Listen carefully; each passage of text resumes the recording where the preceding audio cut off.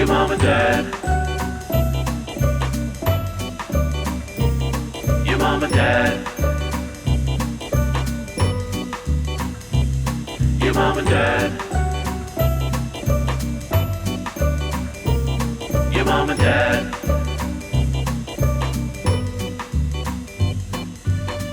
Well, welcome home, family. Welcome home, man. It's your mom and dad, bro. And today we are truly only bringing hot energy only. to the studio. It is hot energy only because Yes. we are in our Sam N cosplay. If you were not watching the YouTube, we have our leather jackets, okay? Because we are bad bitches. We are giving hot energy. We are giving Jen's husband. We are giving icon behavior only. Okay, listen Which up. is really it's a cosplay of a cosplay. It's like an interstellar level cosplay. It's like Sam N either is so jealous of Zach Shallcross during his season with the Bad Bitch Energy episode where Zach Shallcross famously gave us the leather jacket moment where he was going to give all the other women leather jackets, which actually didn't happen, but we created this in our minds. Or he wants to be his new best friend, you know, connect over social media, but whatever it is. What? Okay, hold on. I live, and people were talking about how they found Sam N to be annoying, and I say he was giving us icon behavior. Listen, the first thing I want to say is, what is it about a guy and a leather jacket? I really don't know, Evan. You it tell really me. is a weird thing where it's like, if you're not used to wearing leather jackets, Yeah. when a guy puts on a leather jacket, it's literally like their personality changes and they think they are a biker with a gang. Like, it's literally like, you can't mess with me as long as I have this leather jacket. Hot energy. And let me tell you something about a leather jacket. They can either look great or be so awkward. And a leather jacket is truly something that can wear you. It really can. I love a leather. I live for leather. Exactly. You know, we love a leather jacket, but we discussed this on Zach's season, I believe, where we were talking about the leather can really wear you. Now, what I want to know is if Sam N brought said leather jacket in his bags with him, and he was like, I'm gonna bust this out when I'm ready to get that first smooch from Jenn and declare myself Jen's husband. Like, this is the moment where we move into that to that area of our relationship. Or if producers were like, you know what you need after that absolute rugby victory with that trophy, you need, and then they open the golden case with the leather jacket. Well, there's no question that he did not bring the leather jacket because this. Okay. When you own a leather jacket and you wear it regularly, it's like a pair of leather shoes. It starts to look more worn.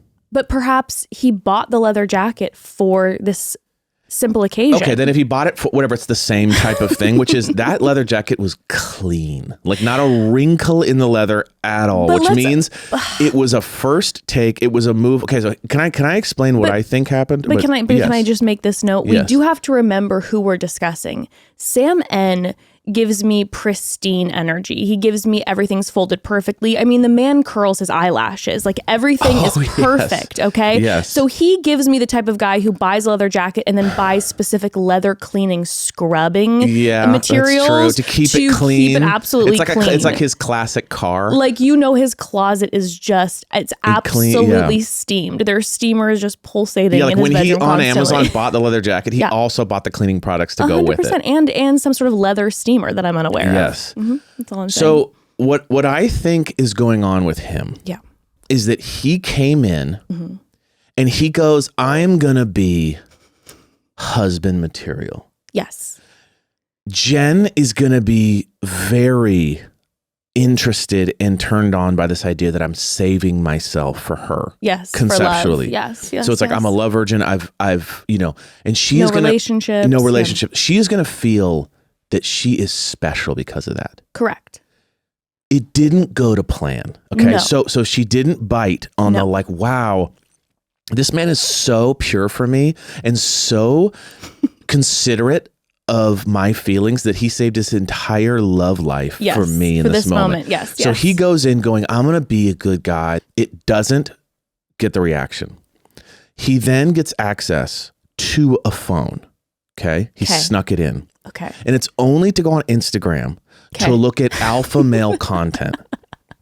He then, after a couple weeks of not getting any success with her, sees a couple motivational videos with some guy who's jacked being like, "You think get the fuck off?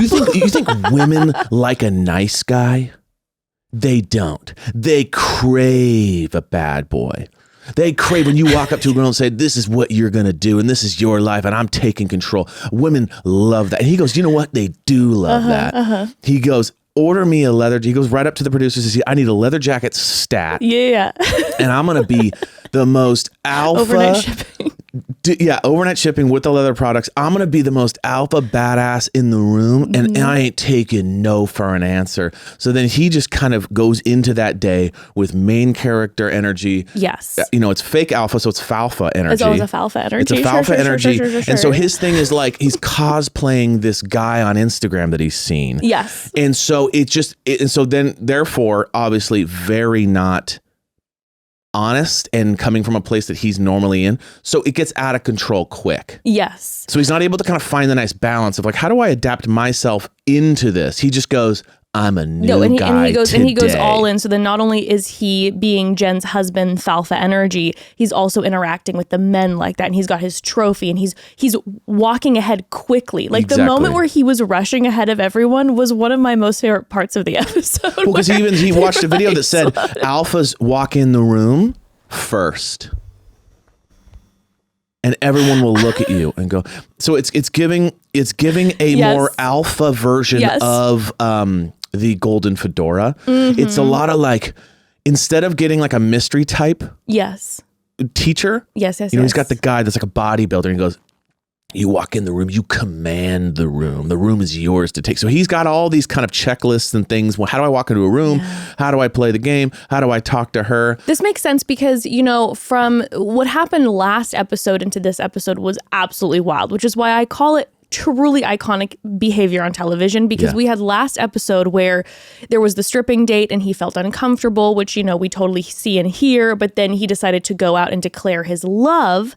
After this, he goes and apologizes to the men, kind of runs in and is like, sorry, when no one was even really asking for an apology, even though they were annoyed for no reason. Yes. But he then apologizes. It was like he went to bed that night and he goes, "I'm not that fucking guy. Exactly. I can't be that guy anymore." And he showed up the next day different. Yes. He showed up the next day after watching all the Instagram content you were talking about different. And most people make these decisions when they go to college. Just tackling everybody.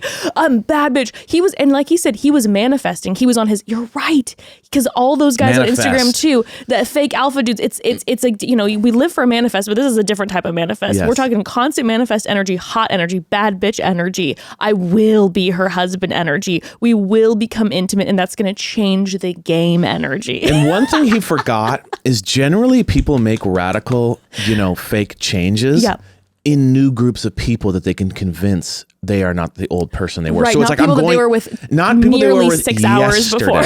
So like usually it's like, I'm going to college. I'm going to be a different. I'm going to try on this new personality. Yeah. I got a new job. I'm going to try this new thing. I got a new job, new jacket. New job, new jacket. Yeah. Instead, he just wakes up the next day, and it's a little bit like walking downstairs and your mom's downstairs, and you're like, "Mom, make me a sandwich," and she's like, "Excuse me," and you're like, "Sorry, I shouldn't have said that. I'll go to work now."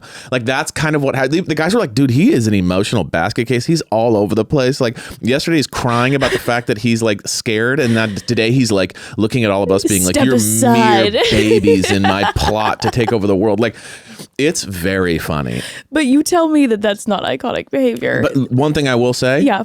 Loved every minute of it. I was seeing so many people online being like, couldn't stand him. And listen, do I hear you that yes, was he the cringe Lord 5000? Yes, was he being obnoxious to the men? But you know what? I thought it was legendary. It gave me legendary TV, and I want more Sam N, and I'm actually devastated that he's gone, because I mostly don't like 99% of these guys on this season anyway. So like, give me someone that tickles my fancy like Sam N at least for a little while. But The one thing I will say, that there's nothing more epic of a hero's arc. This is, you know what this is like? This is literally like Superman comes down to Earth and gets killed immediately. And they're like, movie over. Movie was 7 seconds long. Like he literally woke up as Iron Man. Within minutes, like his whole personality changes. He's like, the CEO is not a position in a company. No, it's a mindset. You're a CEO before you're a CEO. He comes out of nowhere and then immediately is fired from the job and is like on the job market trying to like submit resumes. Oh. Like she cut him down so fast. Oh, it was my God. hilarious. When he had his epic ask for a kiss moment. Sam N, we're going to miss you. Well, listen, it was an iconic everything episode. about you. You came into the season curling the lashes. You came in big energy. Yes, did you have a fumble during the Thunder Down Under date? Yes. For sure, but you rose up again, and we say resurrect the leather jacket, bring the leather jacket to the beach. I want to see that leather on the sand. I want a leather jacket. I want leather swim trunks. Yes. I want leather everything. Yeah, because he keeps topping himself, thinking Yeah, more. leather I think, hat. I think the issue is more leather. Yeah, like, more I think leather. that's what he's thinking to his mind was like, I didn't wear enough leather. That was why she turned me down. So Sam, come to the beach and bring us more leather. We miss you already. I've never Kiss, seen kiss. leather swim trunks, but I'd love to see them. Leather socks, Sam maybe. and would look gorgeous in some leather socks, Yes. swim trunks, gloves, fedora, Yes. leather jacket, shirt, leggings, the whole Iconic. nine. Well, we really appreciate you making that insane choice that, We love you and we miss you. basically ended you, but Yeah. you know, it was an iconic TV But we moment. love you and we miss Yes. you. Mwah. Yeah, we love you. Okay, let's get into Yeah, this. please. There There's was no too wasting much time. drama in this episode. This season is so packed. I know I said it last episode. We're not missing. No. There's not. I mean, again, don't like the guys. Okay, 99% of them. It's not looking It great. doesn't look great. Don't even like some of the guys that I feel like I'm supposed to be liking. Yes. I like a Grant, and then a few of the guys that we've barely seen, like John M seems nice. Yeah. We've seen Dylan a little bit. But other than that, They're definitely not showing the good guys. They're like, No. you know what? We're going to save you for later. Let's focus on the but train wrecks. I'm living for the drama because Yes. the drama is giving. It's a really this good season. season for that It's giving reason. hot energy this Yes. season, honey. But before we officially dive in, let's take a quick pause. Family, summer is wrapping up, and if you have kiddos, you know that means school is all on our minds. I cannot believe that it's already here, but yes, Ember starts school in like a week. It's wild. And speaking of schools, I am so excited to tell you all about this next partner because it's something that Evan and I really didn't even know that this was an option for Ember for our family's future. And I think it is incredible. I am talking about K-12 powered schools. As a parent, you want to empower your child to succeed now and in the future. K-12 powered schools can help your child reach their full potential and give you the support you need to get them there. I am so excited about this. You need to check this out, families.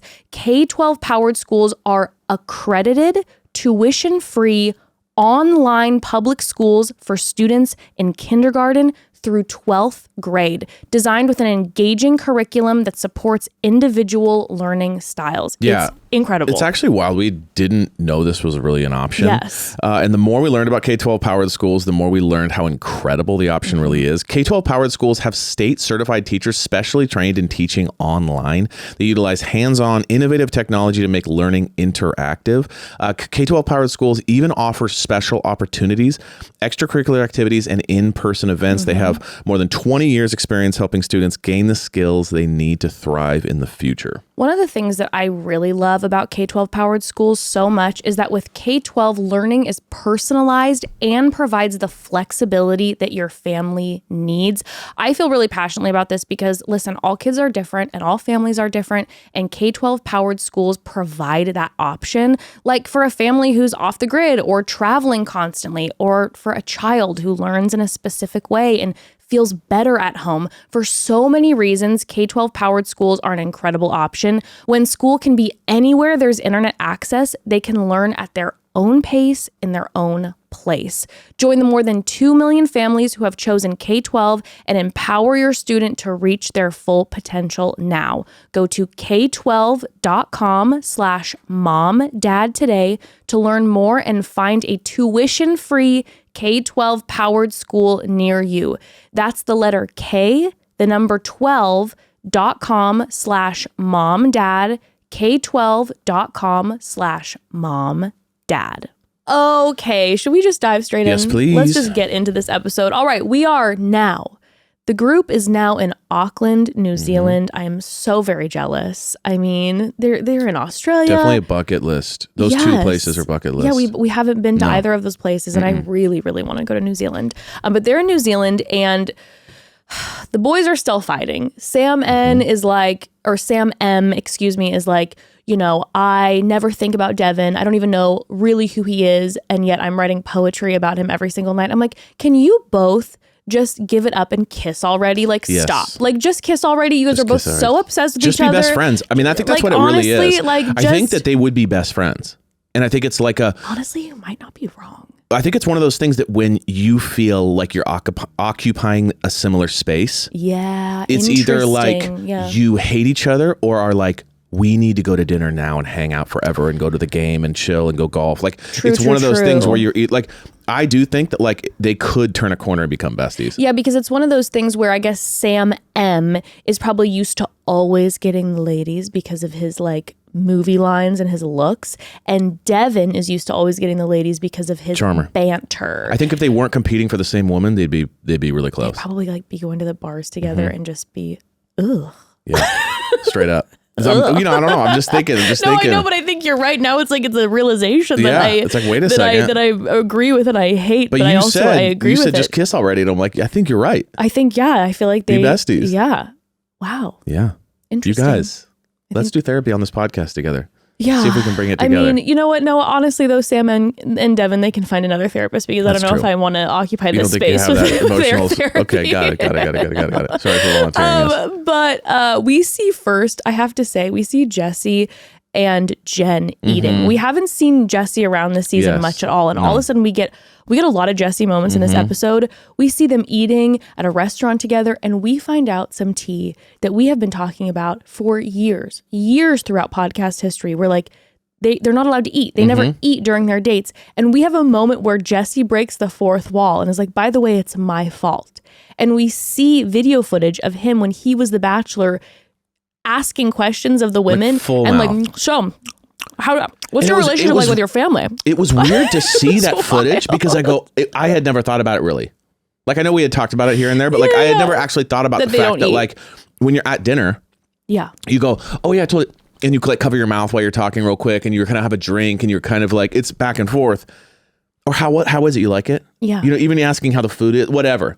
But no one ever does that. And then seeing footage of him eating and talking, it's like, whoa, that would be so blaringly loud. Yeah. And, you know, I did like it. It felt very real. It felt very real. But then also for like our friends and family who, you know, audio wise do not appreciate the sound of chewing. I'm like, what they should do is they should just mute, not the people, but the producers, the editing team should just mute while they eat, and we'd be very confused because they'd be asking questions. We wouldn't hear the question because they'd be chewing. But I kind of love it feels more real. Well, it feels more like Love Island or something where it's like, it's just more like open cameras versus like, all right, go. Yeah. You know what I mean? Touch the makeup up. Like, it feels a lot more kind of just free flow. But we found out that it's Jesse's fault. Bottom line, Jesse's fault. And so now future contestants, future leads can look to Jesse Palmer and hate him and blame him when they are so hungry. Make sure you get a protein bar before your date. Oh my God.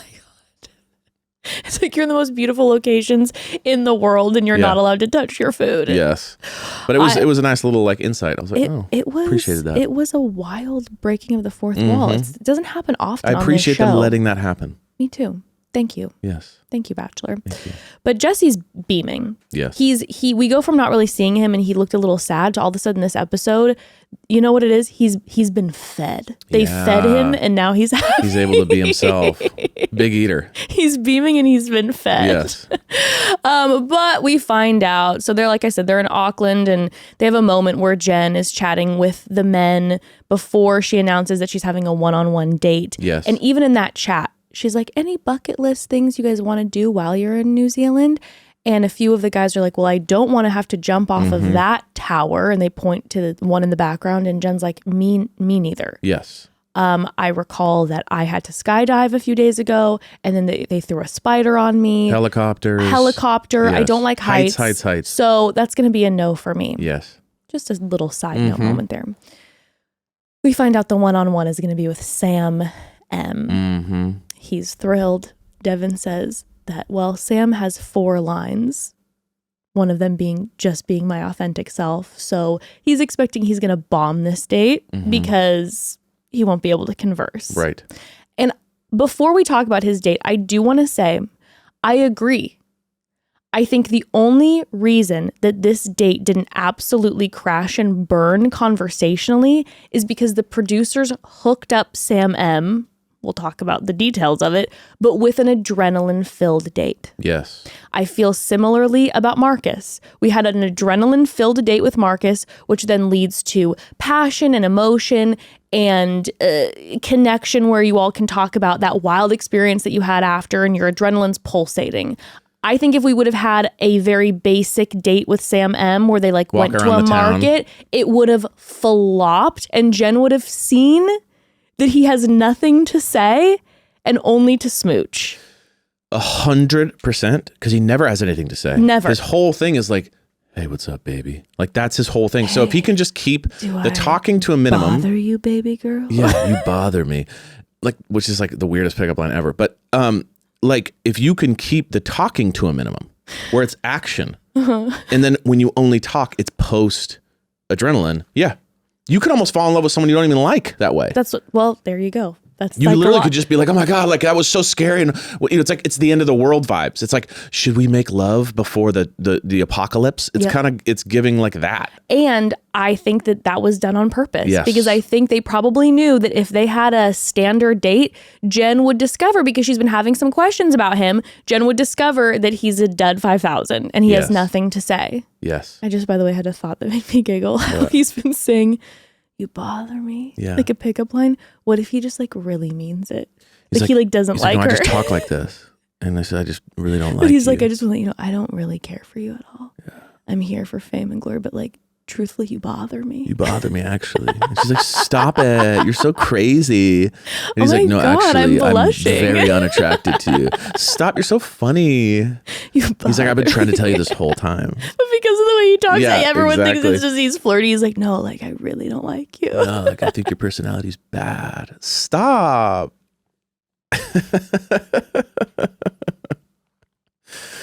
Yeah, he's deeper into the cosplay. You know what I mean? He's spent a lifetime in the cosplay. That's kind of what it feels like. His whole life has been trying to emulate someone he saw in a Nicholas Sparks book or movie or whatnot. Yes. Like, he's always trying to be that guy. The way he specifically turns his head, the way he cocks his head and looks and smiles.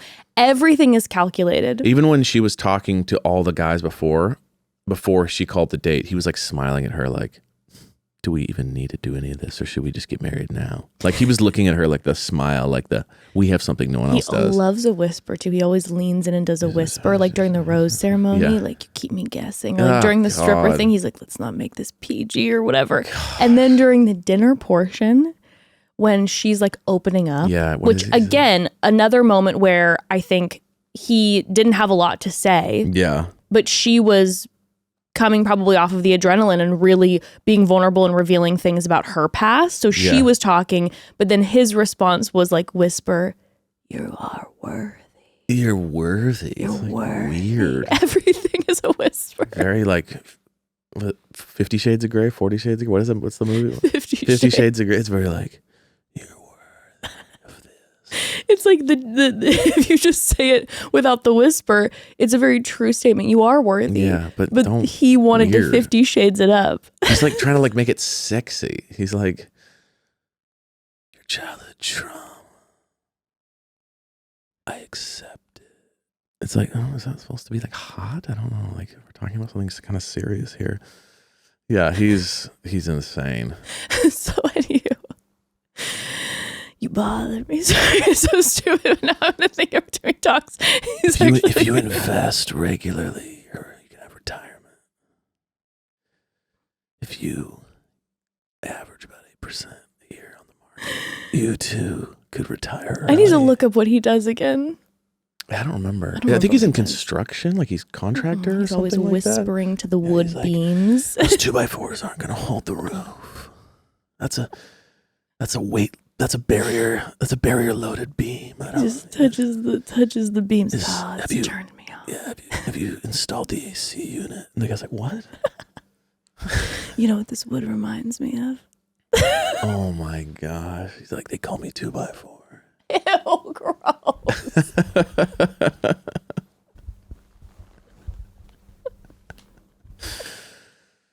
They call me the beam. Stop. It's so gross. Anywho, so Sam gets the one-on-one, and immediately I noted as they're going up the elevator even, he's like grabbing at her and just trying to like kind of push her up against a wall and kiss her. Yeah, it upsets me. Yes. Okay. Like last episode, it is upsetting to me. But they end up sitting down and they see this person drop from, the top. And then the server or whoever comes over, whoever works there and is like, you have the opportunity to either do the fall, to do the jump, or you could just walk across. Would you like dessert or fall to your death? Like, okay. Interesting. But he's like, you could walk around up top or you could do the fall. And Jenn immediately says, we'll take the nice stroll. Basically, I don't want to do any of this, but no. I'll be willing to do the walk. But if I must, I'll do the walk. And Sam M immediately, without even a beat, says, no, we would like to jump. Yeah. He's like, my fake alpha energy could never allow for us to simply walk. You think I can go back to my home? You think I can go back to my family and let them know that I didn't take that jump? You think that I'm going to go back to my family and let them know that I strolled across the top of this thing? Absolutely not. No, we would like the jump, sir. As an alpha, you think I could go back to my wolf pack and tell them that I was too afraid to jump? Absolutely not. I think he also thought it was hot. Like, I think he thought like it was like, it's like the idea of going to a restaurant being like, she's not going to order. I'll order for us. Yes. She's not going to have a talk. She's going to be turned on by the fact that I'm taking control. It was rom-com energy. Like, oh, when I watch the movies, read the books, it's like, no. Shh, you're doing this. Shush. Like put the finger on the mouth. Yeah. Shh. Yeah. Oh my God, it's so hot. She's We're going to be jumping. Yeah. And she immediately is not happy. It. And she right away says to him, she's like, there are two people here. Like, you cannot make the decision for me. And he says, well, normally I wouldn't. But just FYI, in 50 years, you're going to regret if you don't do this. Yeah. Which if I was in Jenn's position, I was just thinking about our relationship. If you ever looked at me and you did the shh over my mouth and said, hey, Jessica, I know that this is one of your biggest fears. I know that earthquakes are one of your biggest fears. So we're going to go to the epicenter and we're just going to work it out, because if you don't do this, you're going to regret it. Yeah. This is going to help you deal with some of your earthquake fears. Shh, and make me do this. I would leave you on the spot. This conversation, I'd leave our 18 years of being together. It's super like I'm your lover and your coach. Oh. I'm like it's like therapist too. Like I'm everything for you. Like, you just listen to me and I'm your dad, I'm your mom, I'm your lover, I'm your coach, I'm your therapist, I'm your boss. It's very like, I know what's best for you. Yes. So it's kind of like, it's like you cross the line, you know? And when we then see him talking about this later, he's like, she's clearly annoyed and he's laughing. Right. He's laughing through it. He then, though, in ITMs is saying, I know that she doesn't really want to do this, but I want her to get comfortable being uncomfortable. And he made a comment even where he was like, inspirational bumper sticker. He like even said to her, I want to know that the person I'm going to be with, and he's using that card, is basically going to take a chance, take a risk like this. I want you to get comfortable being uncomfortable. And I'm like, sir, I don't even know who you are. Okay, yes. You are not my husband of 20 years, and we're not having a conversation because I'm a little nervous about a job change and a move. Yeah. And I don't know this town, and you're saying to me, babe, like, let's get comfortable being uncomfortable. Like, we could go there together and we'll be okay. We're gonna No, sir, I don't know you. You want me to get comfortable being uncomfortable? You don't even know what I like. You don't know my middle name. You might not even know my last name. Exactly. Okay, so he definitely doesn't.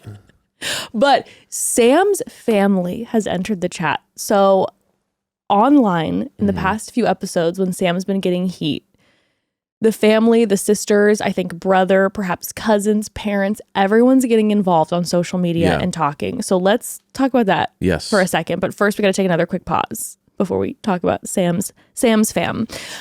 So, I want to talk about work-life balance with you all, family. Like we'd said, we hadn't really been seeing Jesse Palmer much the past few episodes, but then all of a sudden we see Jesse Palmer in this episode, and what he's doing?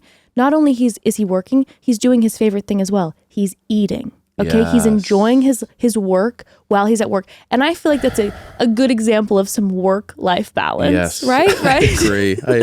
That's just what speaks to me when I'm watching this episode. But work-life balance, it's tough. Sometimes it doesn't even feel realistic when you're working through lunches, okay, or staying late to catch up. But it is so important to have that work-life balance. So here's a tip. Free up the time consumed by tedious mailing and shipping tasks with Stamps.com. Stamps.com streamlines your postage needs, making your business more efficient and putting more life into your work-life balance. Evan and I have been using Stamps.com for personal and business uses for about a decade now. Yes, a decade, because Stamps.com, it's the best. It saves us money and it saves us precious time. We always use it. So grateful for Stamps.com. The amount of time they have saved me over the years by allowing me to avoid those brutal post office parking lots and lines. They are the best. Take care of mailing and shipping wherever you are, even on the go with Stamps.com mobile app. All you need is a computer and a printer. They even send you a free scale, and you can easily schedule package pickups through your Stamps.com dashboard. And with Stamps, you automatically see your cheapest and fastest shipping options from different carriers. And not only that, you'll get rates that you cannot find anywhere else, like up to 89% off USPS and UPS. That's a lot of savings. Up to 89% is wild. Access the USPS and UPS mailing services you need to run your business right from your computer or phone anytime, day or night. No lines, no traffic, no waiting. It's chef's kiss. Put more life into your work-life balance with Stamps.com. Sign up with promo code MOMDAD for a special offer that includes a 4-week trial plus free postage and a free digital scale. No long-term commitments or contracts. Just go to Stamps.com, click the microphone at the top of the page, and enter code MOMDAD.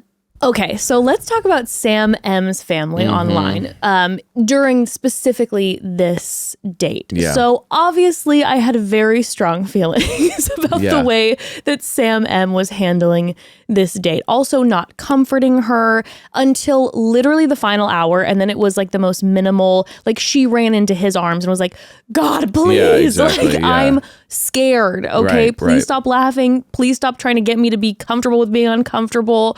Like, this is not funny. I barely know you. This is not time for learning. It was giving young from him, like that kid we always talk about splashing you in the pool. We're like, stop. It's not funny. Okay.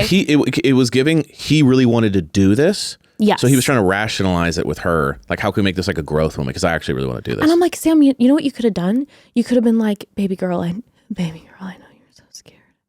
I just want you to stand wherever you feel the most safe and watch me plummet. Watch daddy be brave. Watch daddy be brave for you. You know what I mean? That would have been great. Exactly. Okay. Now, I know at the very end, she was happy that she did it. Sure. Okay. I'm not trying to discount that. But like in her terror, it would have been like, just watch me.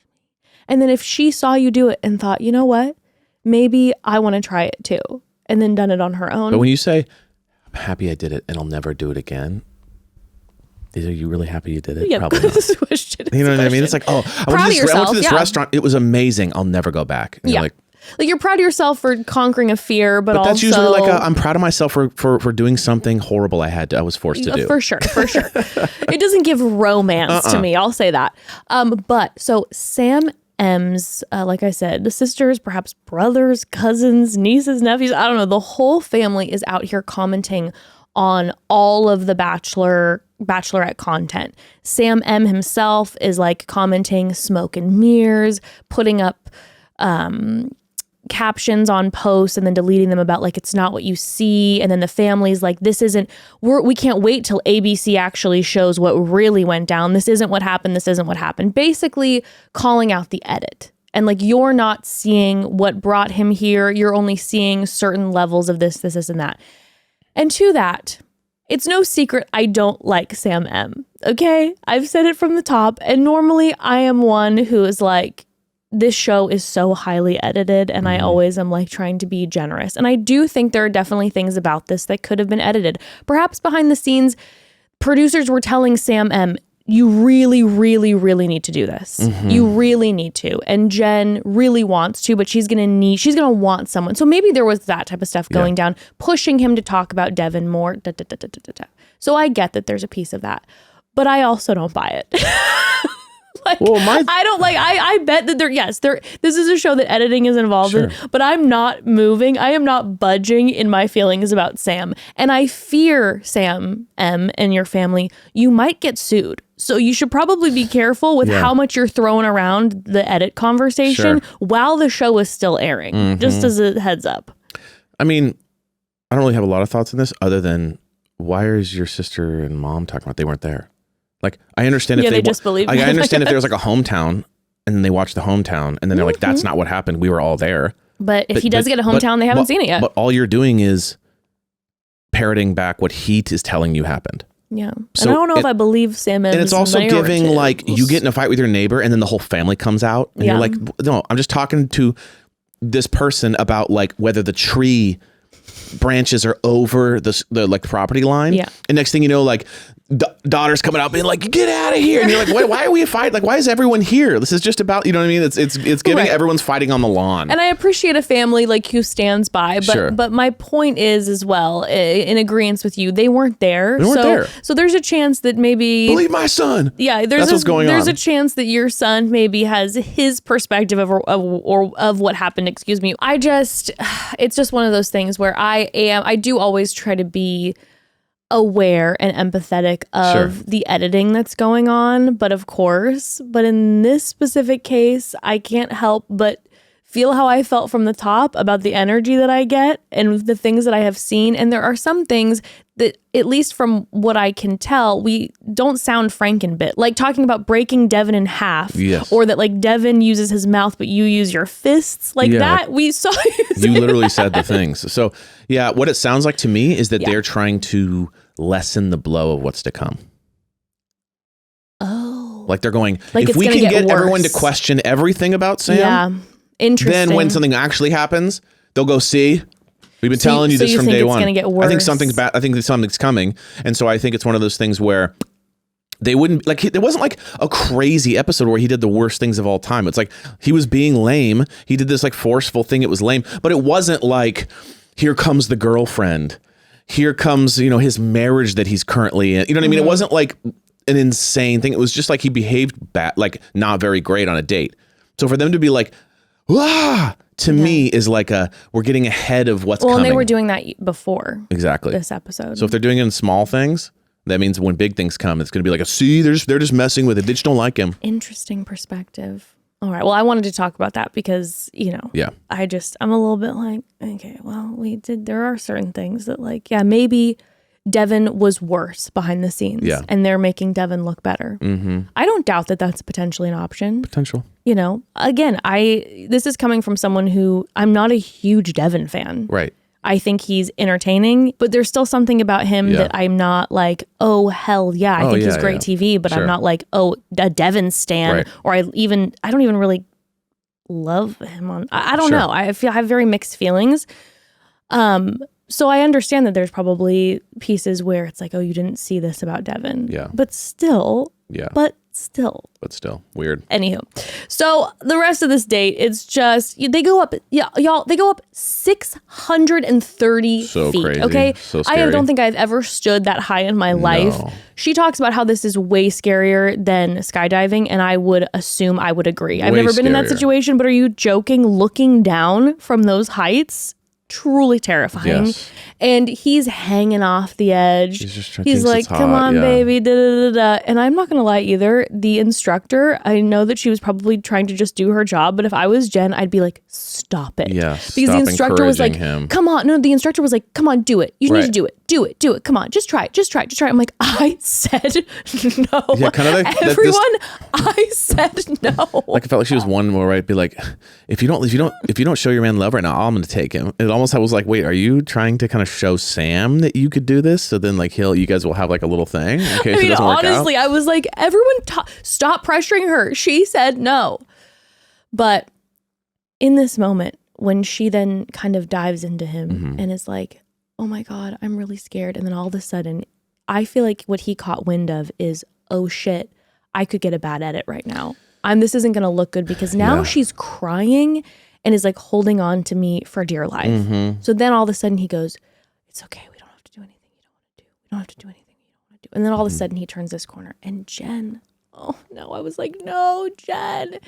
Jenn's like, I was frustrated, but then he really stepped up for me. Mm-hmm. And I'm like, he put you in this position. I'm like, this was created by him. What are you talking about? This whole problem was his fault. He said, no, we're going to jump when you said I don't want to do it. Yeah. And to be honest with this shows like when you're really into someone, you get the blinders on a little bit. You know what I mean? I think that's what's going on with her is it's like, she's so into him physically at least. And they have such like a sexual chemistry that like, you know, you just kind of ignore things. You just kind of go, I know we've been saying this, but it's like, you just kind of go, if this was anyone else, it would have been a lot worse. You're convincing yourself that he did actually step up and you're kind of save ignoring the whole fact that he put you in this position in the first place. You're just kind of looking at the one random thing he did that was kind of nice. And it's like, you're looking at the crumbs and going like, oh my God, he fed me. Exactly. And you're like, no. He ate your food, left you crumbs, and then convinced you that the crumbs were very nice of him to do. Yeah, and they were better than the entire meal. Exactly. So bon appetit. Exactly. Yes. And the energy I'm getting from this portion, because then they do eventually jump, and then after the jump, exactly, you know, the adrenaline makeouts are happening. Yeah. And she's like, I'm so glad I did it. Oh my gosh, Sam, I was questioning, but he's actually amazing. And then that leads us into the night portion. And he is giving kind of bare minimum. And yet she's like, I'm falling for him. Yes. You noted she cheersed. Yes. When they sit down for dinner, every other time you see the contestant cheers. Is always the one to like cheers and be like, she to you. Cheers. He sits back and he's just like, hell yeah to that cheers. Cheers to me. Cheers to me. Yeah. I mean, straight up. I think it's classic. What do they call it? Dickmatized? Yeah, sure. That's what's going on. Well, and I also think, so when I was watching this part or the ending of the date where she's convincing herself that he's being there for her and then into this night portion, what I feel like I really saw was I was like, oh, Sam M is past boyfriends. Yes. 100%. Sam M reminds her of a past boyfriend or is maybe typically the type of guys that she dates. Yes. Who she's been talking about throughout this season that she's trying to get away from. She wants to be with someone who is going to treat her the way she deserves, to show her that she is worthy, to adore her. And she tends to go for these guys who, like she said, will like laugh off some of her trauma, not be there for her, not let her get vulnerable, and that she's looking for a different type of guy. But Sam M is that guy. Yes. It's like you're talking about not wanting a guy who's going to laugh off your fears. He literally was laughing at your fears when you were up on that thing, that tower, however long ago. But it seems it's habitual. So she's doing the thing that everyone does when they're really into someone and they kind of are ignoring all their red flags, is that they serve everything up on a platter and all they have to do is say yes to it and they go, wow. So it's like, I'm really looking for someone who will fight for me, who will be there for me, who will take care of me. You will do that, right? And he'll go, yeah. And she goes, oh my gosh, Sam is saying all the right things, saying he's going to fight for me. And it's a little bit like, he didn't say that. You just basically put it on a tee for him and then got behind him with the bat and then hit it off and goes, did you see the home run he hit? It's amazing. And it's like, I mean, yeah, kind of. He's just like parroting back whatever you're asking him to say. Yeah. And then he goes, yeah. He just agrees with you. And then it's like, you're like, oh my gosh, it's amazing. And I think you saw it more so than any other date, unless again, you know, the editing did this, but it seemed like the second they sat down, she was talking more than she's ever talked on. Yes. Like there weren't. She carried the whole conversation. She was like, hey, this is what I'm looking for. This is what I've been through. And she navigated the whole thing. And exactly like you said, she then was he could just say, yes, no, for sure, you're worthy. Yeah. And that was like, he is this guy. She'd be like, I want to feel worthy. He'd be like, you are worthy. And she goes, oh my God, thank you. I want someone to fight for me. I'll fight for you. Oh, thank you. It's literally like. So it's definitely it feels like we're falling back into old habits. 100%. That's the energy. So my fingers are crossed that she will, because she had that question mark last episode. She was starting to question it. So I'm hoping maybe the adrenaline dies down and we start to see her go, oh, wait a second. I'm falling back into old patterns. Sam M, he's trying to act like he's this different guy, but he's actually the type of guys that I would typically date in the past. 100%. But we do get a moment from Sam M where he does open up a little bit more, and he shares that he was actually engaged beforehand. And right after he got engaged, the engagement, he just said, starts to deteriorate.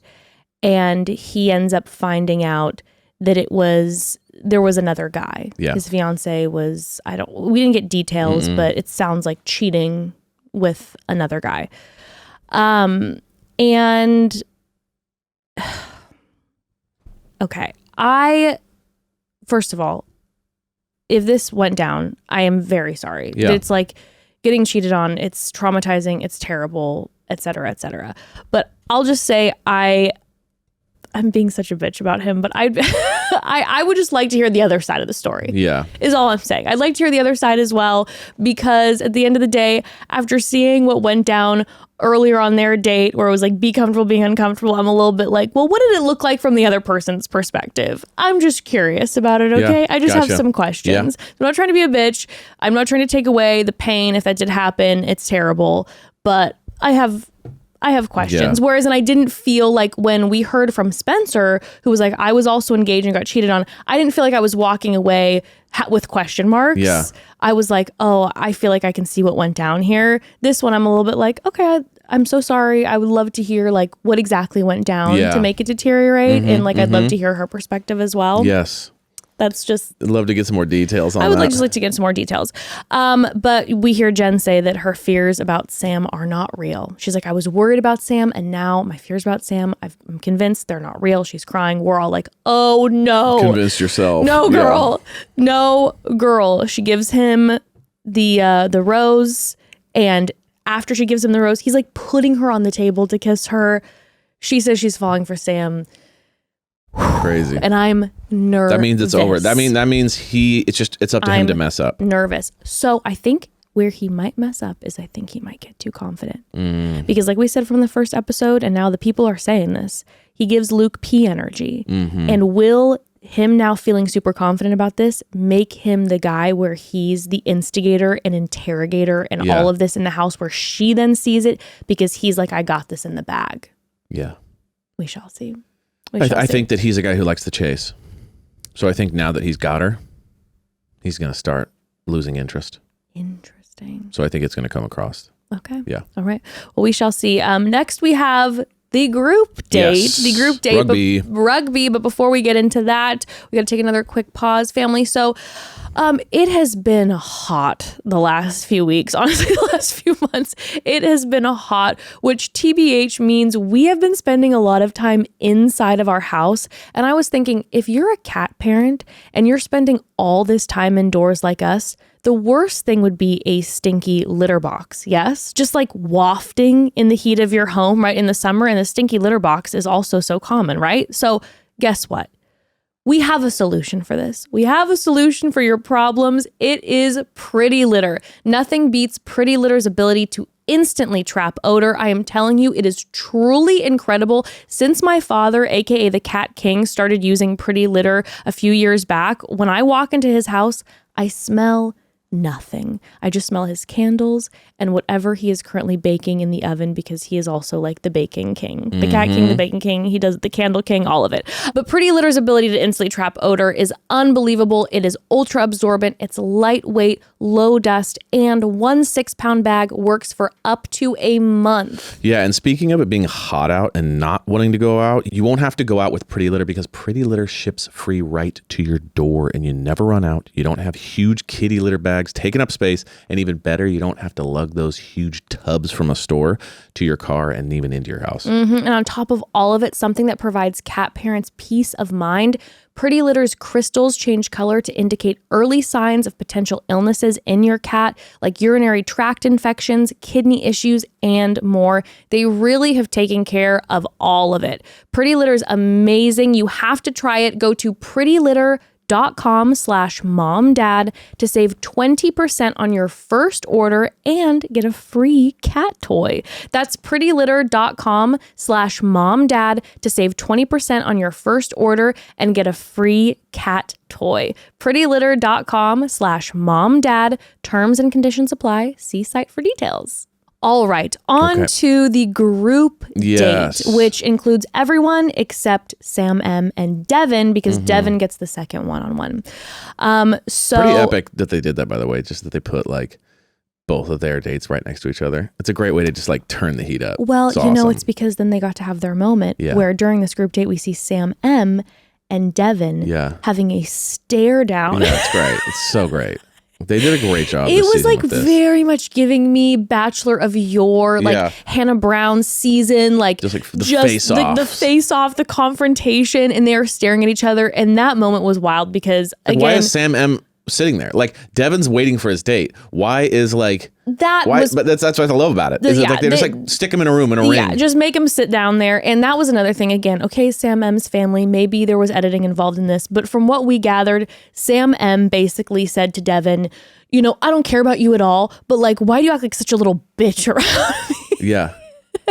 And, Devin is like, hey, you are the one with my name in your mouth constantly. Like, I'm not talking about you. This all started because you're constantly talking about me. And Sam M's like, no, you're talking about me. What's your deal with me? I always hear you whispering, da-da-da. Essentially, the energy of this that I got is that Sam M takes himself so seriously and cannot take a joke. And Devin is kind of that guy he eggs you on and he messes around, he jokes around, he teases people, and Sam M can't take a joke. No. So the first time that Devin maybe made some side comment about like how Sam M is or how he dressed or like his voice, Sam M's like, I hate this guy for forever. Yes, 100%. That's the energy I was getting. Yeah. And it was just embarrassing. It was the classic, like, what's your problem with me, man? I don't know. I don't have a problem with it. Why do you keep talking about me? I don't care about you at all. I've never even thought about you once. Like lip quivering, about to cry. You know what I mean? It's like just admit that he drives you crazy. Yeah.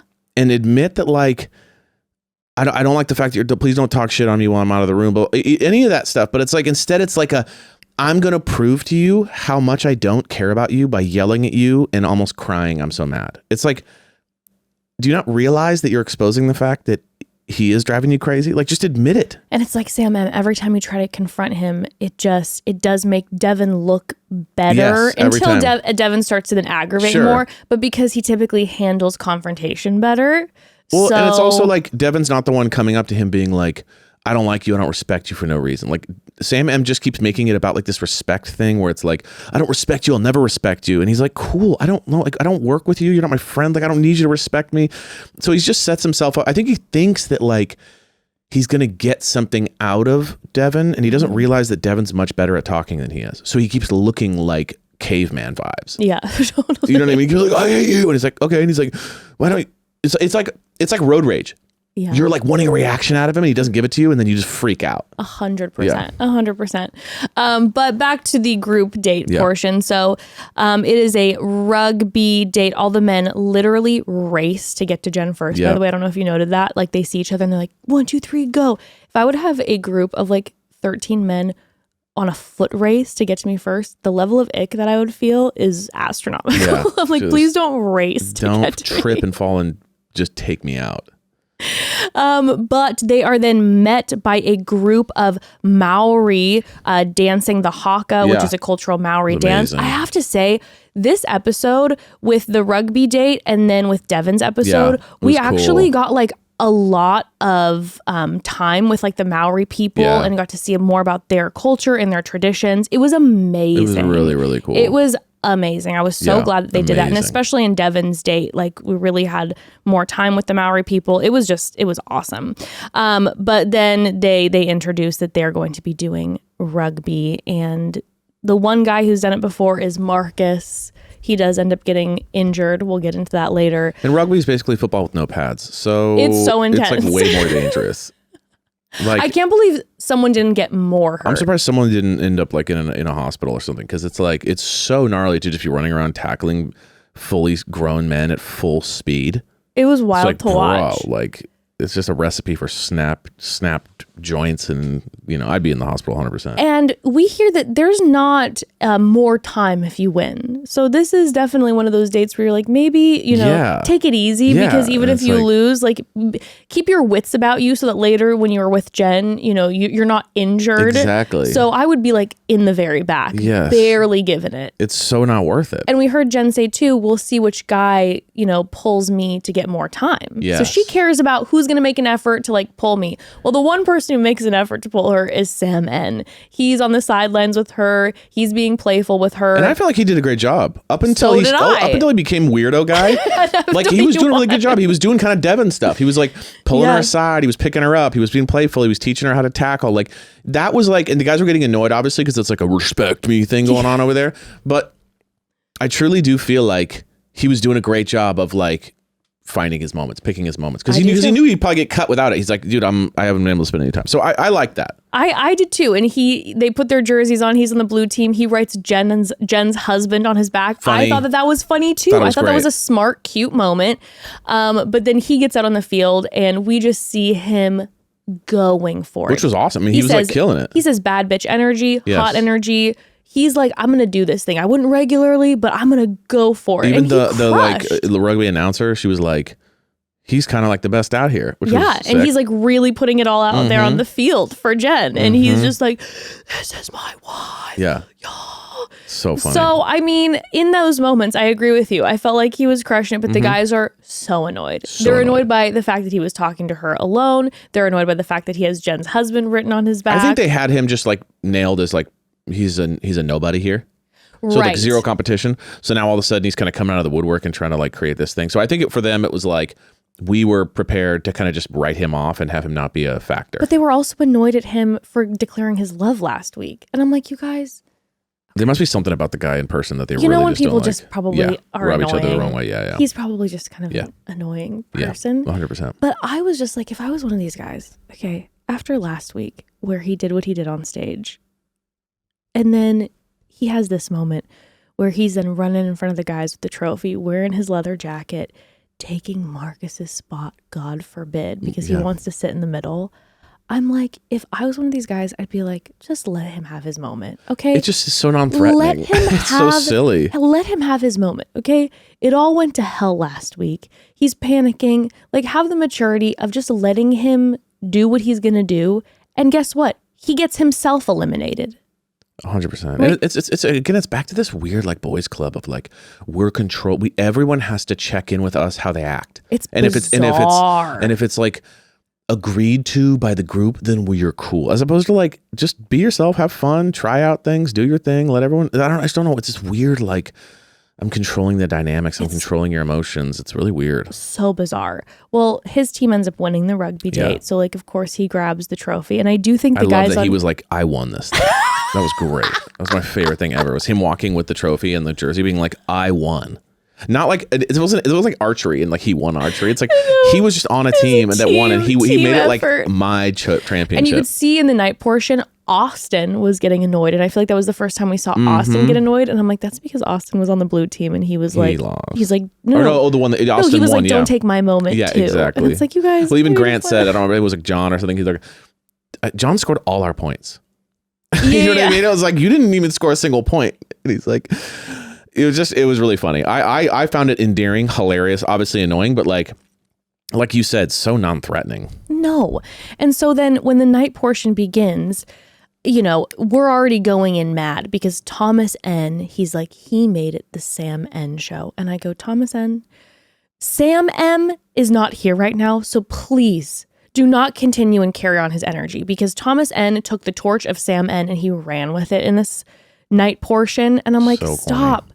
Who cares? Talk to Jenn. Jenn doesn't care if you won the damn rugby date or not. This is the thing that is absolutely mind-boggling and makes me giggle every time we see The Bachelorette, because the women on The Bachelor, they don't do this. No. The women understand that it's about time and like getting to know the lead. The men cannot grip the fact that the lead does not care if you win something, if you succeed in something. The lead cares if you care about them.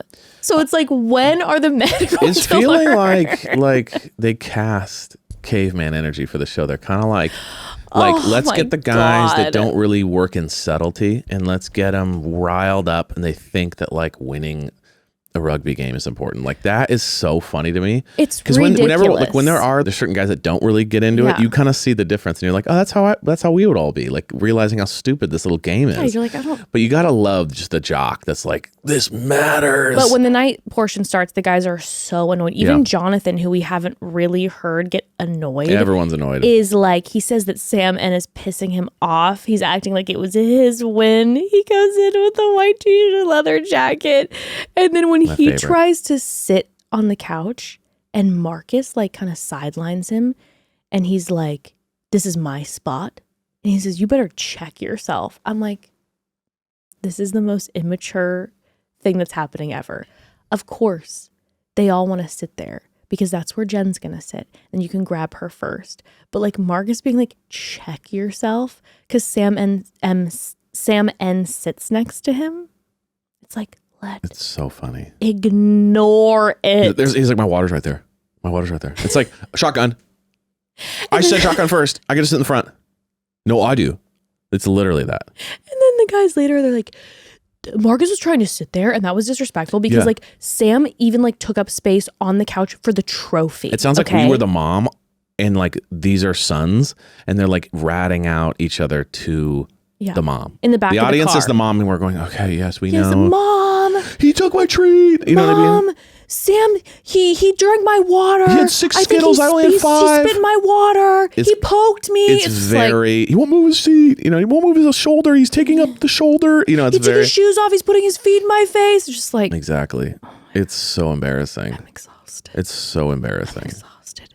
But Sam N, he takes his energy, getting in front of the group, and he immediately pulls Jenn first. Yeah, and then men are seething and he pulls her aside and he has which you had to have seen coming from a mile away. Of course. He's got the jersey in one hand, the trophy in the other, like the guys were saying. He's got the Jenn's husband jersey to give to her, which I actually thought was smart idea.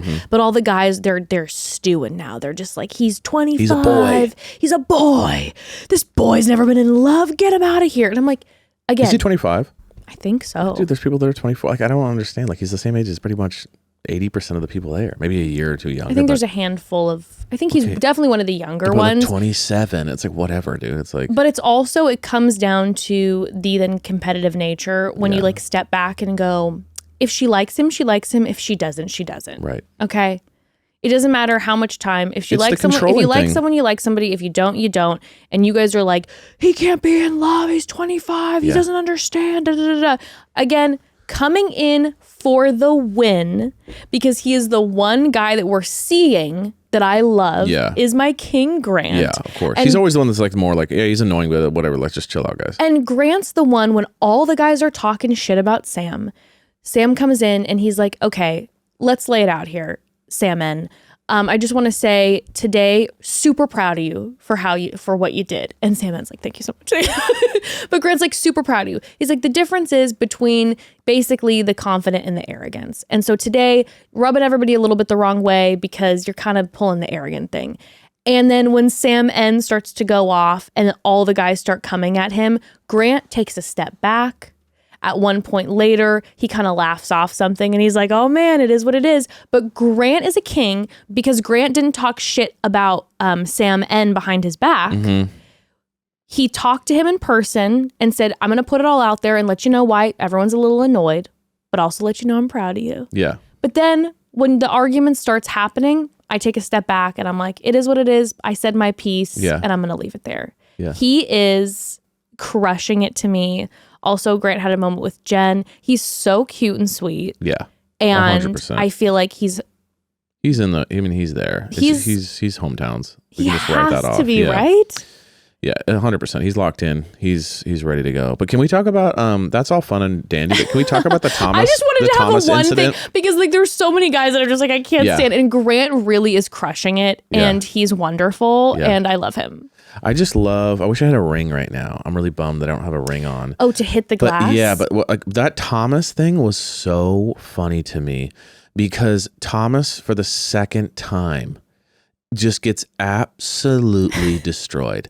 He gets cooked every gets time. Cooked every time. He keeps wanting to be like the principal of the school. I know.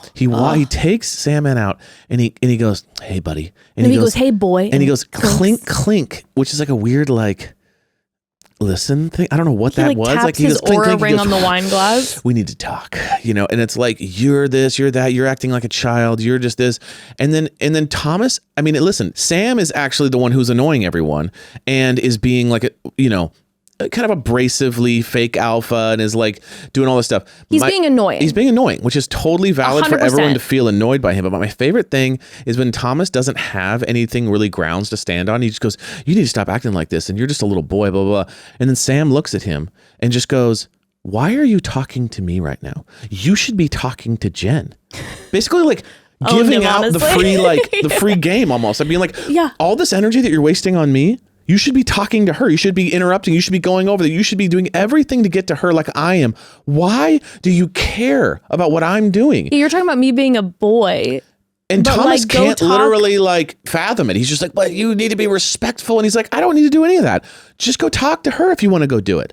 Like, he's literally telling him what to do, and Thomas's brain is melting. It's so funny watching Thomas trying to control everyone and failing every time. Like, I have no issue with Thomas, but it's a little bit like, dude, learn from your mistakes. Bugging. Why are you so obsessed with this weird like police? You're trying to be the police of the group, but you have no power in the group, so it's really funny. And then Sam N on the way out's like, "By the way, you look great in that color."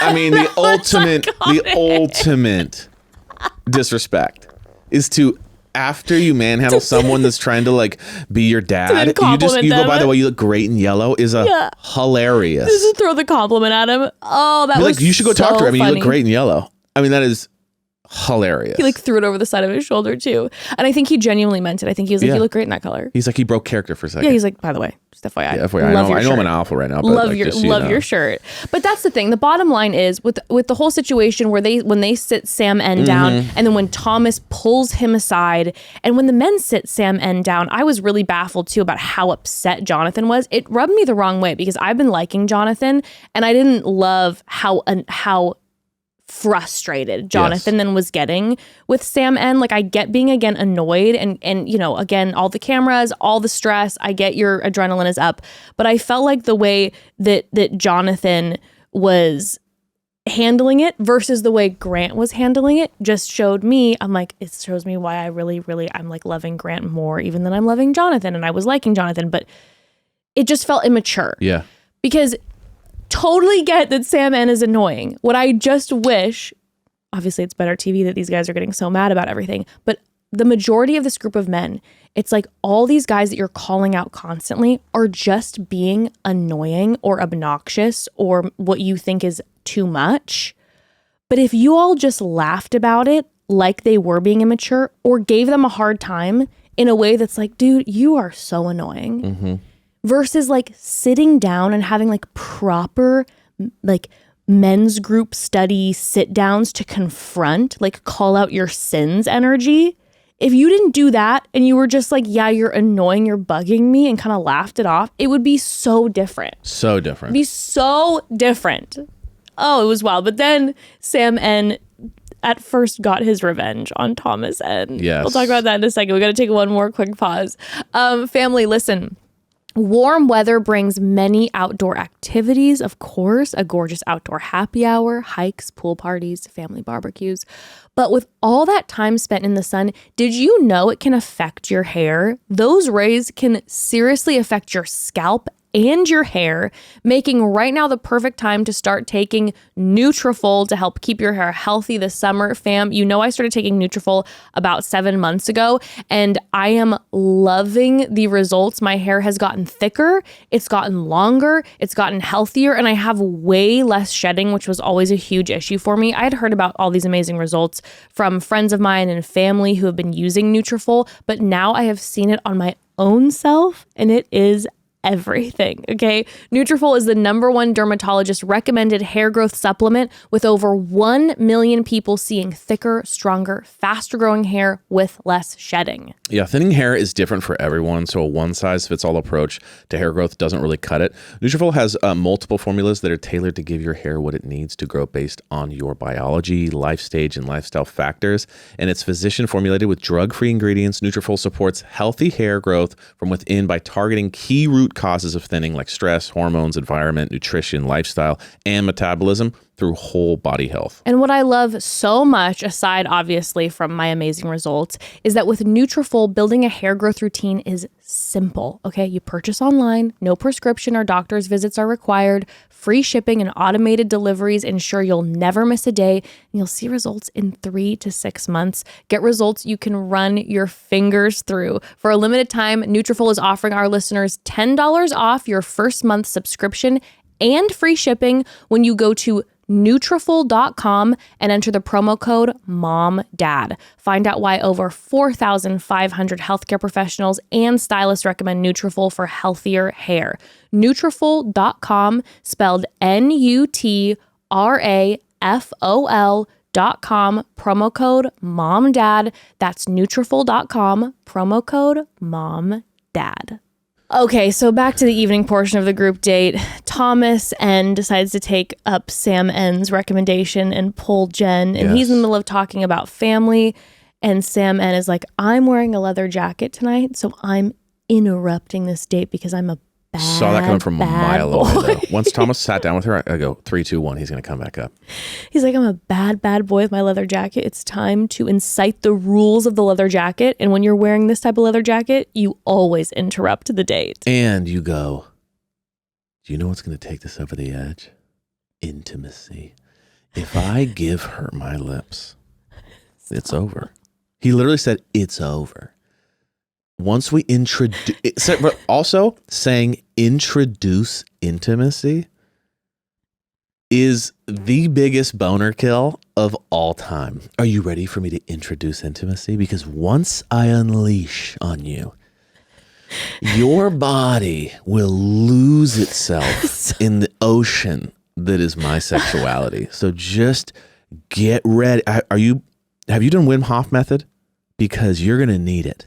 Because you're going to lose your breath, baby. You're going to need, we should get doctors on site because once my lips touch yours, you're going to need to be resuscitated. So someone get the paddles out. Because when I unleash my intimacy on you. Oh my God. So he interrupts Thomas. And Thomas even says, hey, 5 more minutes. And Sam goes, nah. He goes, get up, He's like, boy. Do you see this leather jacket? You think that I'm going to give you, do you think I'm going to give you 5 minutes while I'm wearing this leather jacket? I'm about to introduce intimacy. You better get out of the way because a tsunami's coming. Well, he sits down with her and he's just like, hey, I've been waiting for this. To be completely honest, I didn't remember that they hadn't kissed because at this point, most of the people that we've seen on screen, they've been smooching. So with funny Jenn. too, because he's like, I'm going to introduce intimacy to you. And it's like, she's made out with 19 people. Like, yeah, it's too late for this. Like, are you ready thing. Yeah, a little bit. It's way too late. So I'm like, if you're the first kiss of the season, then sure, wind up to it. But he looks at her and he's like, this is a big moment. Jenn, can I kiss you? Yes. And I have to say, shout out. I love a consent king who's asking her permission beforehand before leaning in. But then she goes, She goes, well, I was just about to cut you, actually. I really appreciate your vulnerability, and I think it takes a lot, and I so appreciate everything about you and how you're presenting this, and this is a big moment for you, but I don't really think you and I are going to be going any further. And she literally says, and for that reason, I'm going to walk you out. She almost gave the full Shark Tank, and for that reason, I'm out. She said, for that reason, I'm going to walk you out. That was iconic. And this was either the beginning. So this was either the end of his alpha. That was either like the ultimate, you know what I mean? Like that we saw like Iron Man getting killed within 5 minutes of the movie. Or the beginning of his hero story. No, the beginning of his villain era. He's like, let me put a little smile on my face. Like he becomes Joker. I almost was hoping he'd kind of look at the camera and be like, like now this is the beginning of my villain era. Like you're all gonna pay. You know what though?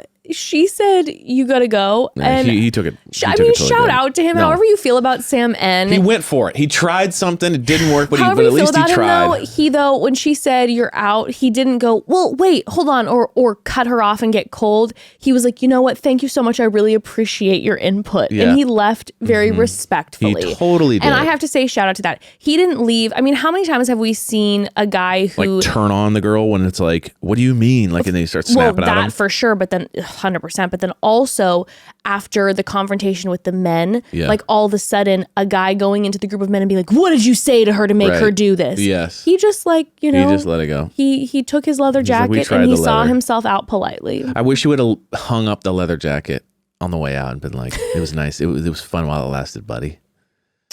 Old friend. Kiss it. Hang it up. That's a little bit of the spray on there to like make sure it doesn't get hurt. Yeah, it would have been nice. We put it like back in the case. Yeah. I'm gonna miss you, Salmon.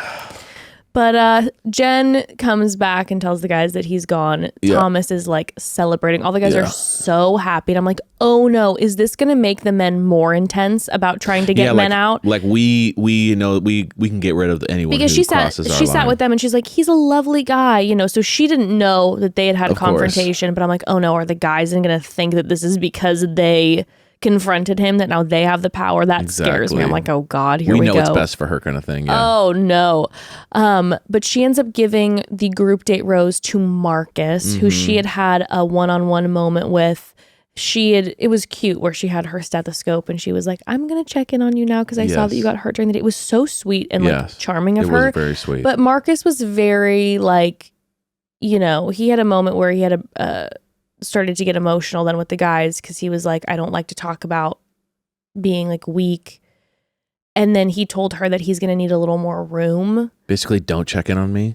Yeah. He was like, hey, I'm okay. I'm hurt, but like, I don't like people checking in on me. So like, I'm going to need some room and space. And I just feel like, I mean, she gave him the first impression, or her group date rose. I didn't think they had chemistry on their one-on-one date, but she seems to like him enough.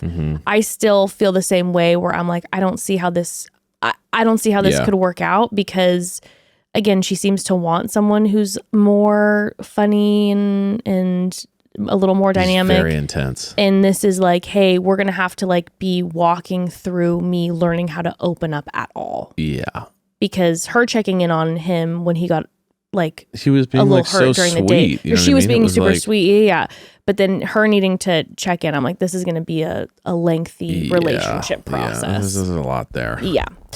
But then Devin gets his one-on-one date. And before Devin comes, we have a moment where Jenn is talking about how she was raised Buddhist and is Buddhist, which I love to hear. I'm like, I don't feel like we've had any sort of like Buddhist representation conversation on this show ever before. And she talks about how she, her spirituality is important to her and she wants to raise her family with like the traditions in Buddhism that she's grown up with.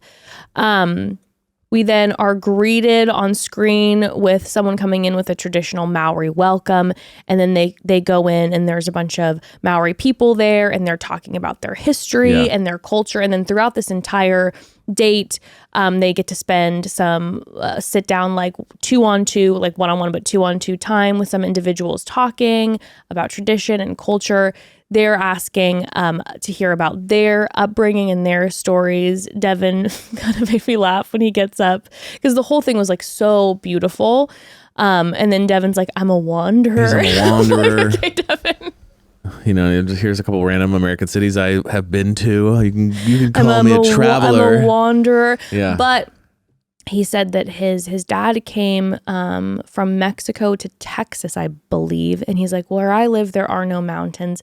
But to me, the mountain is my mother. I mean, just and I'm like, poetic. you know what? Damn. Don't fuck with him on the mic. You know that what I mean? Was like beautiful the guy is to say there are no mountains, this. but my mother is the mountain. I was like, he's built for, I mean, public speaking. He's a master of the words. So it's like, even I'll always put myself in the positions of these guys. Like when they'll be like, go ahead and do a thing. And I'll be like, what would I say right now? Yeah. And he always like has the one. And I'm always like, I'd be good. I'd be intimidated if I heard someone say that in the room. Yeah. He really knows. And they spend the rest of their date with some of the Maori people. They have conversations about Jenn wanting to really fully embrace her Vietnamese culture now, about her parents and her being raised Buddhist, her wanting to instill that in her family. We then hear confirmation that Devin wants to be a father, which was a big note to her because she wants to have a family. And then we move to the night portion. He made the toast. Yep. Well, which, of course, he loves a toast.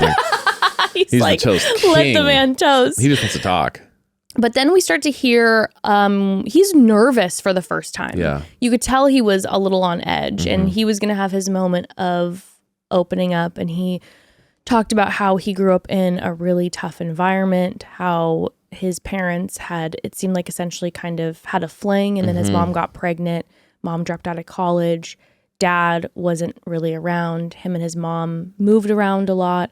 And then he talked about something that I don't know if we've had this specific conversation on our screen before, but he talked about how when he was young, he really idolized his dad, and his dad wasn't around. And so there's that desire to be like, hey, I want to feel the love and be loved.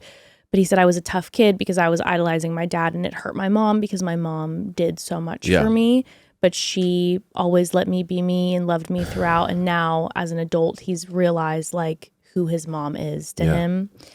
And Jenn has that in common too, where Jenn's like, she went through all of this with her dad. We find out her dad like didn't even know when her birthday was and didn't want to be a father. And she's had to like cut him off because of, you know, him not accepting certain boundaries that she had. So they have a lot in common. So not only do they seem to really vibe personality wise and almost like friendship foundation wise. It's like I don't necessarily feel the romantic intimacy pulsating, but I do feel a deep friendship foundation here.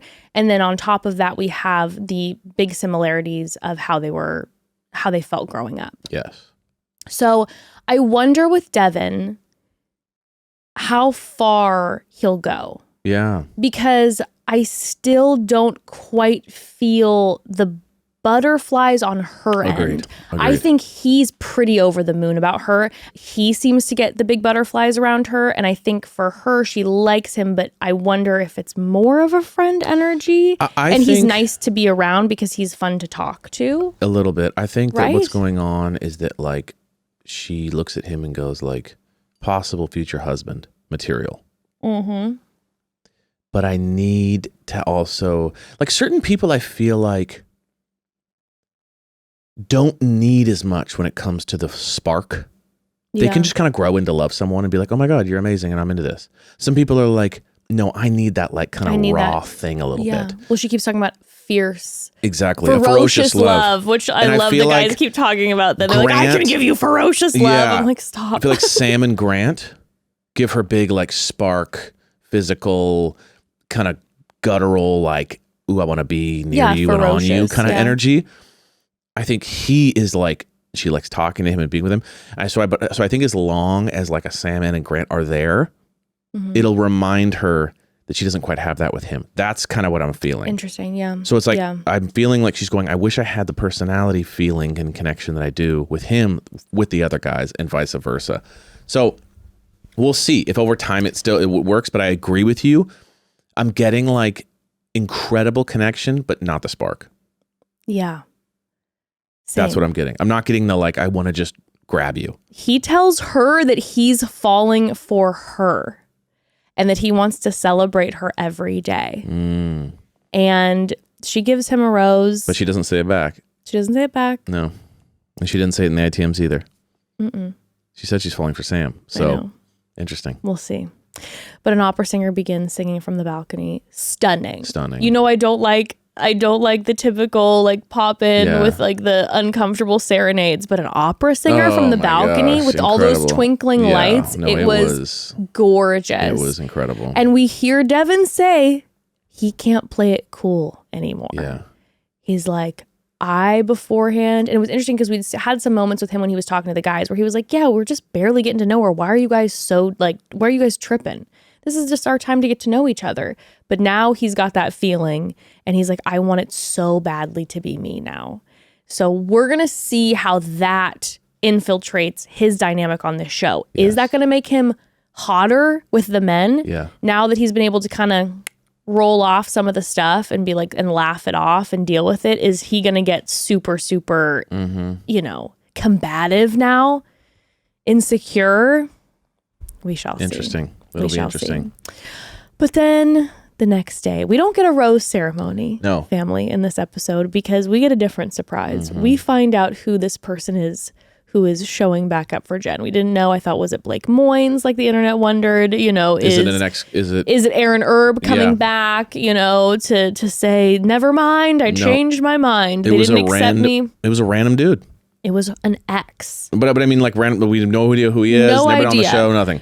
Jesse Palmer is talking directly into the camera at this point, and they've got like 4 screens going, and it was art. I loved it. It was like, really yes. Good. It was like on the ground news. He was like, you guys, we interrupt this message to bring you this random guy. Oh, I was so happy for him. Yeah. It was such a good moment for Jesse. It was like, oh, this is exciting and fun. I was golfing. I was in the middle of golfing.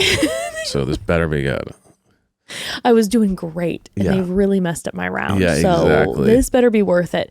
But we find out that a guy from Jenn's past has reached out and, quote unquote, on his own dime, he paid to come here and talk to Jenn. Don't know if I believe that part. Over under on, did the producers pay to fly him all the way out to New Zealand? I spent $3,000 to get here. You know what I mean? I don't know about that. And on the way back too, it's like, oh, so he's gonna drop like what, $4,500 to $6,500 on the trip. Yeah, exactly. We're like, ooh, we'll see about that. But this guy walks in, like you said, we don't know him. I immediately told you, I go, he looks like a shorter brunette Sam M. Mm-hmm. Like she's got a type. She's got a type. She's got a type. We find out he is an ex from 3 years ago. Mm-hmm. They only dated for a few months, but he says they're kind of on again, off again. Sounds like fuck buddy vibes. A little bit. Like it sounds like they hook up. When they're both single, they call each other, they hang out, then they maybe date other people for a little bit, and then they hook up again. And you know what I mean? Like it sounds like that's kind of, and none of them ever really commit. That's the energy it sounds like. That is 100% the energy. And then Jesse's like, we got 10 minutes for the rose ceremony, we got so as much you time better. as you ever want. Like, so believe you me, guys can really do what you want. There's as much time as needed. So he's like, go to her, Matthew. Go to her. Find your love. And Jenn looks genuinely shocked. I can't read her during this. You can't read whether she's happy. I couldn't read whether it's just like a, what are you doing here? Or like am I interested kind of, or do I have to play along with? Like I couldn't read what the vibe was in this. I was a little lost. I think she's interested, and I only say this because the way that she talks to Sam M. Stop, are you kidding me? Like, Sam, she was doing to Matthew. She kept going, Matthew. And she talks that way with Sam M. So I'm like, I think... It's funny, I was getting more like, what are you doing here? Like, we have fun together, but like, I've known you for 5 years, and you could have, at any point in time, we could have committed to this thing, but you're not. And you know what I mean? And I'm not even getting the fact like she wanted to and then he wouldn't. I'm getting like they never really breached you didn't have this it. Conversation. They would talk about it every once in a while and then laugh it off and then go out to eat and have a good time. Well, you know what I mean? I'm getting like they never were that serious. Well, he tells her. Well, they said I think they only dated for like 3 or 4 months. Exactly. But then he says, "Hey, I came from Colombia because we were supposed to. I guess they were supposed to be on a trip together. I left directly from Colombia. Didn't go to the 2 weddings. Right. Blew off the weddings. They have friends. They were going to go together to a wedding kind of thing. Well, but I'm just saying what's interesting is it's like, okay, so this is like a recent person that she's with a lot. Mm-hmm. If they were going to go to Colombia together at that time, like that week, this is someone who like she does have at least a good friendship with. Exactly. And he was like, hey, my feelings for you are strong. I want a chance. She's like, are you really ready to get engaged? She clarifies he's not the toxic ex that she's been talking about. Right. But they had dated a little bit, and in the past few months they've reconnected as friends. She says it's coming out of nowhere, like you're saying.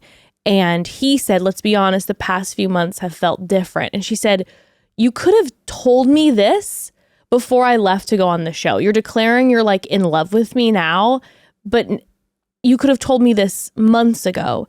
And he's like, well, I did, but I didn't say it as grandly, which to me was a question mark. I was like, was she not wanting to get into it on camera and be like, yes, you declared your love and I shut you down and now I went on the show? I'll make my Or is he, again, Sam M energy where he's like, well, I did kind of, just not as grandly. And his version of not as grandly is him being like, you want to hang out on Saturday? Exactly. Here's my prediction. Like, that's the vibe I get. My prediction, he's here for the wrong reasons. 100% he's here for the wrong fame. reasons. He's here for a moment. He's here for the followers. He's here to maybe meet other girls online once this goes big.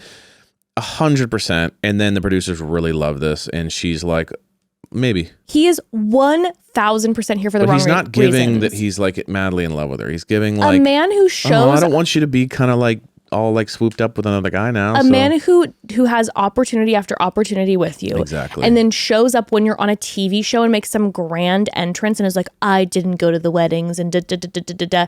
And then also is like, yeah, I'm down to join. Is like, he wants to be on the show. And one thing I will say. He wants to join the cast. He wants to be one of the men. He wants to go on Bachelor in Paradise, run for the hills. He is here for the wrong reasons. He literally says, I love you. Yeah, exactly. And she's like, Matthew. Yeah. And I'm here for it. I'm here for it. I'm here for it 100%. I'm so excited that she didn't cut him right away because that's what they always do. You know, there was like leave. You know, someone comes back from the show after they get cut and they're like, please. And they're like, no. And then they buy. And it's a whole like kind of nothing drama. This is now burger. He's like moving in. I'm loving it. Yeah.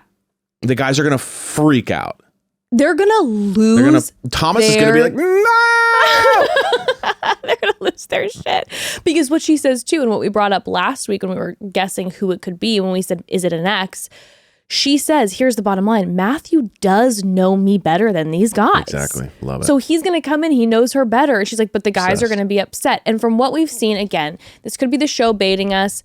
We get then the preview for next week where we see him in a tux, which he definitely was supposed to wear to the wedding. And he just had it in his bag. Or this man wanted to go on the show and he literally packed a tux. Yes. Okay. With him. And so it looks like she's telling the men, hey, my ex is here. He wants to join.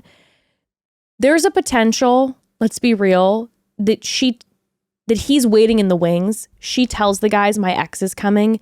And then the guys convince her via conversation with her to not let him come on. And she's like, never mind. And he never shows up. But I hope and pray that this man legitimately joins the cast. Like, please, God, please. That he legitimately is on the show. Yes. That is everything. Love it. I'm here for it. I'm so here for it. Keep the bends in the road coming. He also, there's two parts of him that are happening. One, he looks kind of like a deer in headlights when he first saw Jesse because he's not used to these cameras yet.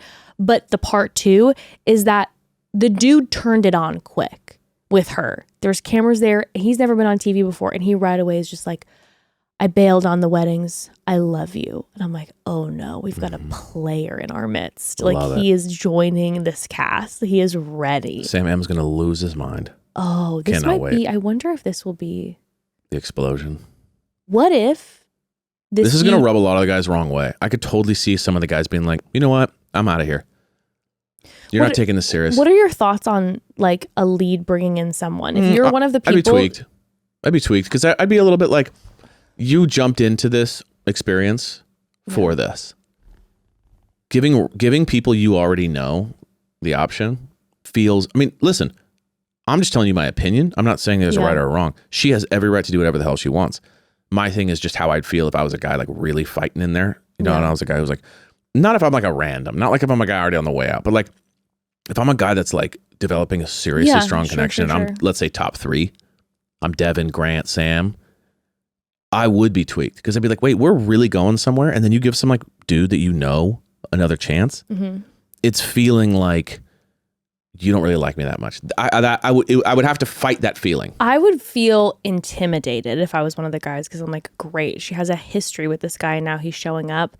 But I'm a little bit like, sometimes when people, like the audience gets upset at leads for like bringing someone back or letting someone new join, I'm like, dude, it's all fair game. Well, it's absolutely fair game. The end of this is trying to find love. So if I'm a lead, if I wanted to bring someone back, I'd bring someone back. I'm like, well, I'm literally planning on getting engaged at the end of this. And if I'm looking around and I'm like, I don't know if any of these guys are going to be my future husband. Maybe I bring in an ex who I'm like, oh, he's declared his love for me. At least I know that I liked him. I could leave with this person. Totally. I don't know. I'm kind of I think it's all fair game. I just would tell you that's how I feel. No, I would be intimidated if I was a guy. I would never let her see me sweat. I would never go to her and be like, never. Oh, why would you do this? No, you'd never. I would try to befriend him and I'd try to get as much information about Jenn from him as possible. How'd you guys meet? What does she love? Like I would try to I would absolutely be like, to be honest with you, I think you gotta absolutely make sure that you're choosing the right person. So I think it's great.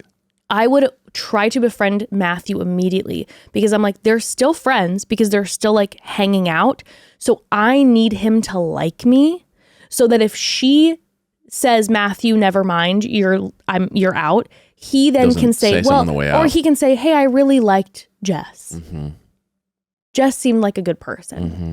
Like, give me something. Like, 100%. Be friend. You have to be strategic. You cannot take this personal. You cannot come for this man because he still has a relationship with Jenn. 100%. You cannot come for him. And I fear, in the best way, that a lot of these guys are going to be coming for us. Emotionally mature enough to handle it. They're going to freak the fuck out. Even though if I was one of the guys, I'd be like, you're obviously here for fame, dude. Like, I can read you like a book. They're going to freak out. All the guys that freak out over every little thing are going to lose their mind. Yeah. The ultimate disrespect. Respect me. Well, I cannot wait. Yeah, great season. Wow. Great season. What a cliffhanger. So much drama. They really did a good job. I love this so much. And I'm going to miss our leather jacket king. But hopefully we see him. Because now we have Devin drama, we have Sam drama, now we have this Matthew drama. It's like drama stacked on. So those are individual dramas, here. Intermingling dramas. Thomas is still here. Thomas is still pissed. Jonathan is now. We're seeing that Jonathan. We're seeing the ramp up. We're seeing that Jonathan can get hot too. So Jonathan might become someone who starts to get pissed with people too. Austin was getting annoyed. Usually by now stuff starts to die down a little bit. No, it's going higher. Love it. I'm excited. Going higher. Can't wait for next week. I'm so excited. Well, family, we love you. We will see you next week. By the way, if you did not check out our episode last week about friendship drama, you definitely should. It was really good. You guys, I loved that episode, and the family sent us some like really amazing / difficult voicemails. So check that out from last week if you haven't. But also then join us next week for another recap and also next week, not this week, next week, a special Friday episode. I'm very excited for next Friday's episode. We promise you're going to love it. And have a beautiful week. Mwah. Bye. Bye.